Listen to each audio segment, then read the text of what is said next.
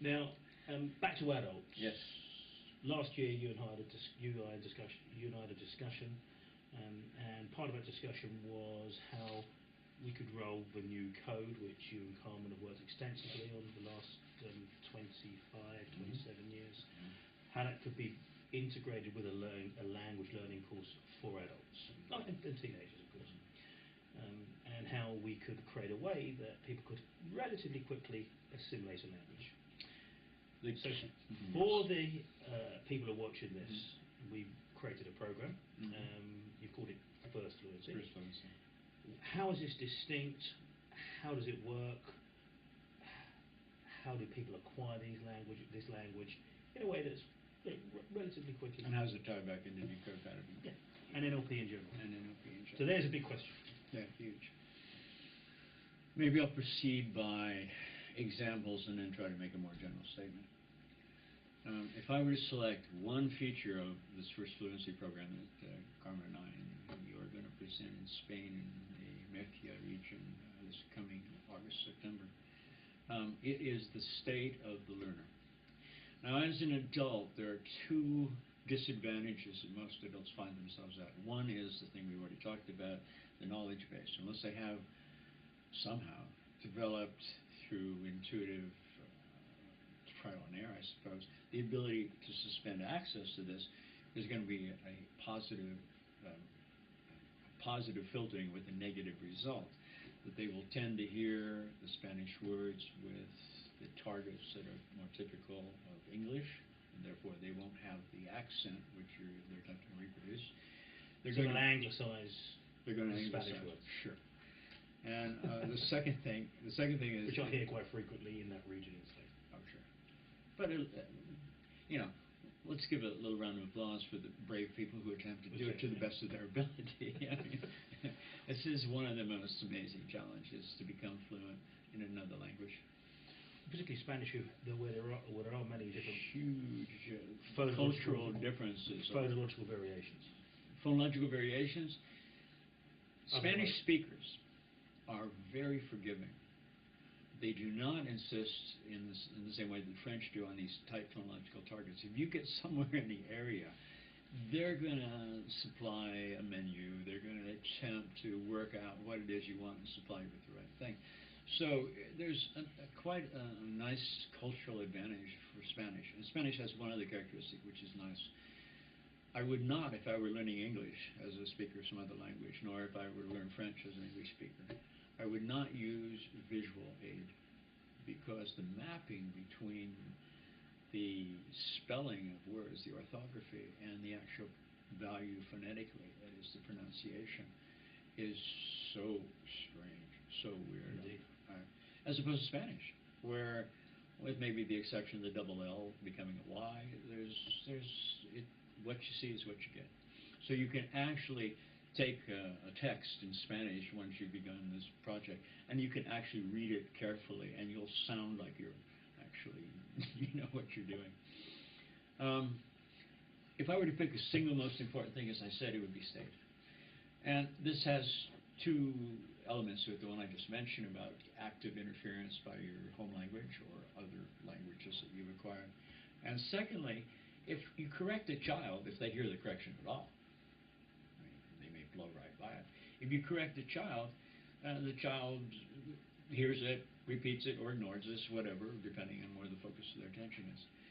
When you correct an adult, the typical thing is, I say something, you're a native speaker of the language, which is my target, and you're being helpful, and you repronounce something that I missed, or you add a word that I left out, or you supply something that I put in there that doesn't really fit.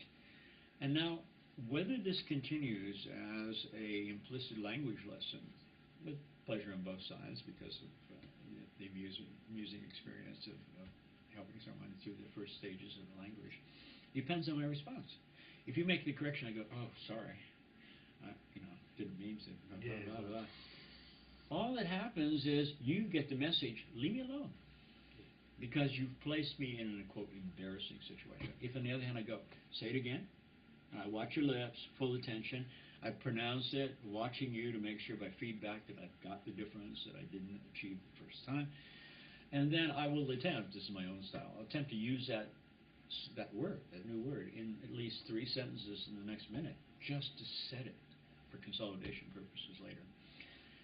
The important part is the relational aspect. If I am positive in my response, I look hungry, I act on it, I use the information immediately, you as a native speaker are encouraged, this is somebody who's really interested and really committed to doing this, and you will continue to offer me precisely the class of feedback I need. Which does occur in Spain from Which does occur in Spain, yeah, from my experience as well. Spanish is particularly nice because you get many different cultures speaking language. Sure, there's variations, and chévere in Colombia is, great, superb. And you don't find it in Mexican Spanish, and you don't find it in Spanish Spanish.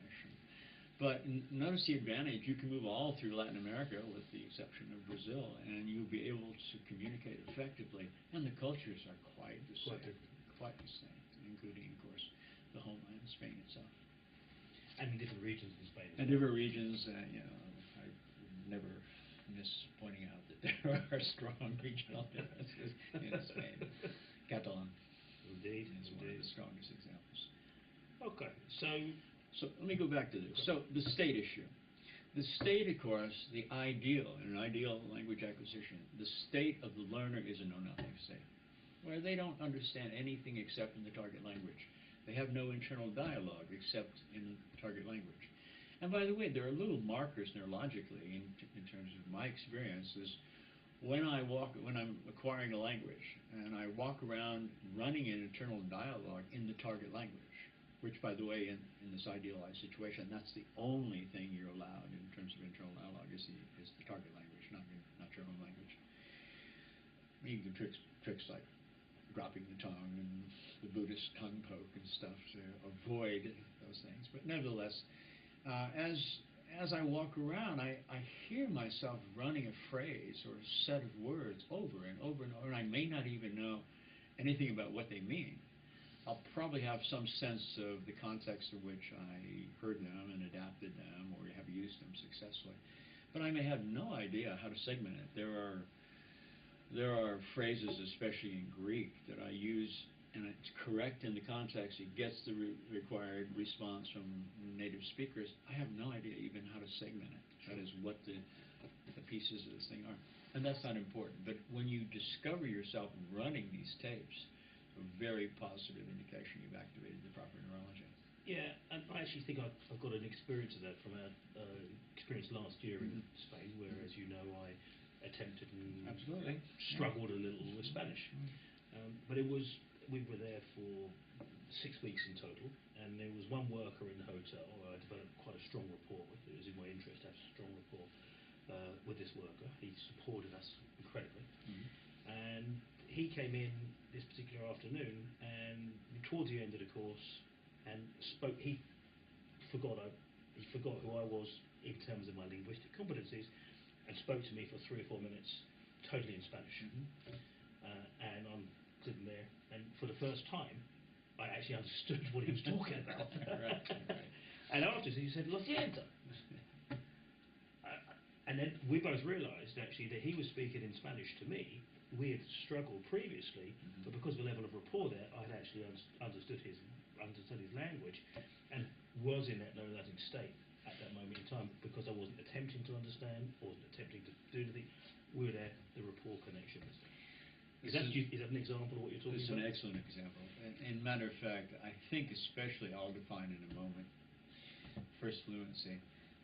But I think that getting to first fluency, these mirroring tactics, his ability to establish and sustain a deep rapport relationship, unconscious to unconscious, with native speakers, is key. Because if I'm moving like they're moving, if my gestures are authentically for the culture, fit theirs, if my voice qualities and the rhythms in my voice, all of which are nonverbals, if they are authentically copied, mirrored from the person I'm working with, this creates a certain illusion. So I can actually make a mistake, and they won't even hear the damn mistake. They'll automatically change what they've heard from an error to something which is congruent with the illusion I'm creating by mirroring. So the ability to establish and sustain rapport, and especially the ability to copy and emit gestures, voice qualities, and so forth, which are not English or American English, they belong to the target language, is essential. And that special so let's go to first fluency. You were treated to 3 or 4 minutes of what first fluency will buy you forever if you get it. And that is, first fluency I define as the point where you have enough phrases, expressions in the language supported by this huge illusionary net of using mirroring for voice qualities, gestures, postures, and typical behavior of the people of the target language, will create the illusion you understand enough that a perfectly fluent, bilingual Spanish-English speaker will stay in Spanish instead of coming out into English to, quote, help you. Because that help is exactly what you don't want. Indeed. The whole point of first fluency is to create the illusion of adequate language so that native speakers or fluent speakers of the language will stay in the language. Because by so doing, they're feeding this machine, this set of circuitry, the same circuitry you used if you get your knowledge base out of the way that you use to acquire your first language. And I refer you back to the argument that Chomsky exploited. We're wired for this. Yes. So if we can get out of our own way and activate the proper set of neurological circuits, namely the ones we use to acquire our first language, things start to happen. Now, this is actually mixed modeling. This is not, if it were straight NLP modeling, the whole thing would be done inductively. You would never achieve any conscious understanding. But there are tricks, and as a professional linguist, I know about these tricks. In English, I shall eat at this restaurant tomorrow. Maybe in a play somewhere. I haven't heard anybody in the States ever use the word shall as a future tense in that way. It's quite formal. I think it's more common here in the UK. That could be said here. It could be said here. In the States, no. I'm going to eat in this restaurant tomorrow. I'm gonna. And as a matter of fact, not only in Spanish, but in a number of other languages which I've dabbled in, if I could say comeré en este restaurante mañana, which is the formal I shall eat, but that's not what they say. Voy a comer en este restaurante mañana. So I'm going to eat, so it's exactly a gloss of the way American English works. You don't ever have to learn the future tense. I mean, learning verb tenses is a bear. Because there are a lot of them. A lot of them, and the conditions under which they're used. I'm actually quite deficient in Spanish in the sense that the Spanish uses subjunctive a lot more than English does. And I will run right over the top of that. If I happen to recognize that the verb I'm using takes a subjunctive, I'll make a switch on the fly and go into subjunctive. But many times I don't make the switch. Now, this is perfectly intelligible. It's a little ugly from a native speaker's point of view, but as a communication device, it works. Sure. So there are tricks like that. Another trick. So one strategy to take advantage of this I'm going to phenomena, which occurs in multiple languages. Voy a, or vamos a, we, okay, or él va a, whatever, he. So the whole thing, you know, all the typical 5 tenses of the verb for I, you, he, she, it, we, they. The second person plural is you can get by without it, although ultimately you'll acquire it by induction. Anyway, so that's a trick. Another trick is you never learn vocabulary. In the classic academic approach, you're given vocabulary list: English, Spanish, as if this really is a translation. That's not a translation. It's a joke. That's like learning NLP just from a book. That's like learning NLP from an exercise. Inductively, right.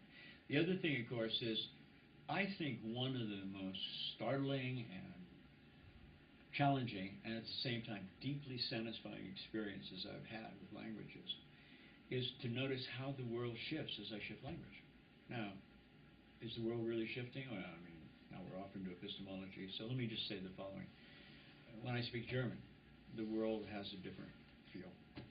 The things I notice are different. When I speak Italian, once again, there's a whole difference in my state.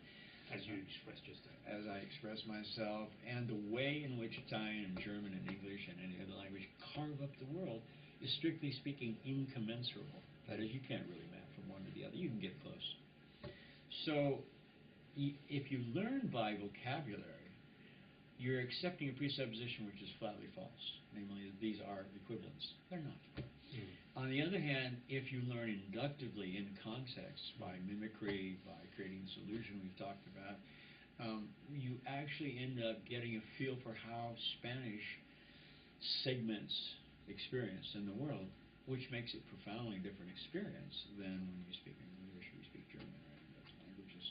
So as soon as I see a vocabulary list, I go, no, this is not the way I want to approach it, because the consequences really do rob part of the advantage of achieving another. But also through direct feedback. And because part of our first fluency course will be the participants having learned to go into the alternate states, Absolutely. having been given some of the short-circuit drills you've spoken about here, having learned to mirror and model, to actually go out into the environment in small groups with a native Spanish mentor who will support them and supply what they're lacking. And then go and buy products, go and order drinks, do commerce, be social, right? Meet people in the plaza, have an exchange, and be restricted to speaking only Spanish. Exactly. I can't tell you how many times I've stood on a street corner in some country, busy street corner, and asked directions to whatever is relevant to the mosque. If I happen to be in Islamic countries, cathedral, if I'm in a traditional sort of continental European situation, not because I give a damn where the mosque or the cathedral is, but because it gives me a well-formed sentence to provoke an avalanche of language, assuming I do the rapport, assuming I use mirroring and so forth, an avalanche of language which feeds this astonishing set of circuits by which I learn to speak American English as a baby. So I'm just replicating that. So in that sense, I try to achieve the same accelerated and deep inductive learning as a child by becoming one, by getting rid of my knowledge base temporarily. I'm going to reactivate it later. But at the moment, it's nothing more than a filter which gets in my way.